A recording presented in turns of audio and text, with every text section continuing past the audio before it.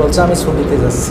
কোনো আইন শৃঙ্খলা বাহিনীর লোক আমার চোখে পড়ে নাই, আমি এটা বলতে পারবো না যে আসছিল, তো আমার চোখে পড়ে নাই।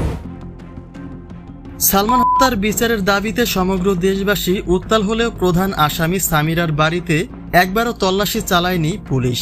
গ্রেপ্তারের নির্দেশের 2 সপ্তাহ পেরিয়ে গেলেও এখনো কেন আসামিদের নাগাল পাচ্ছে না পুলিশ, যার উত্তরে ভারপ্রাপ্ত ওসি জানিয়েছিলেন তারা তাদের সর্বোচ্চ চেষ্টা চালিয়ে যাচ্ছে।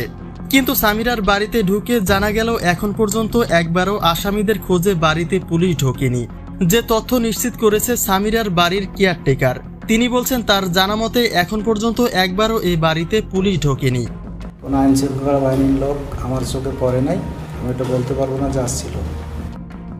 বাড়িতে প্রবেশ করে জানা যায় সামিরা তার বাড়ি ত্যাগ করেছেন গেল মাসের 21 তারিখে, অর্থাৎ যেই দিনে আদালত সালমানের মৃত্যু ঘটনাকে হত্যা মামলার অন্তর্ভুক্ত করে। ঠিক তার পরের দিনে নিজ বাসাবাড়ি ত্যাগ করেছেন সামিরা।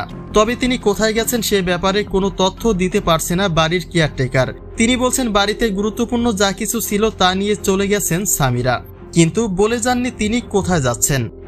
কারোর সঙ্গে দেখা হয়নি, তবে 2 দিন আগে কাজের বুয়ার সঙ্গে দেখা ছিল, উনি বলছে আমি ছুটিতে যাচ্ছি। বাড়িতে শুধুমাত্র হাতে গোনায় কয়েকজন কাজের লোক ছাড়া আর কারোই দেখা মেলেনি। এক কথায় বলতে গেলে নিজেকে পুরোটাই আড়াল করেছেন সামিরা। তবে কেয়ারটেকার বলছেন তার মধ্যে ভেজাল না থাকলে তিনি কেন পালাবেন।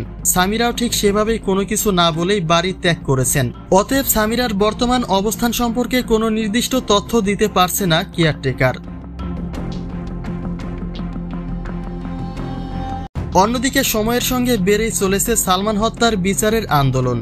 গোটা দেশবাসী অপেক্ষায় রয়েছে কখন পুলিশের হাতে আটক হবে ডন এবং সামিরা।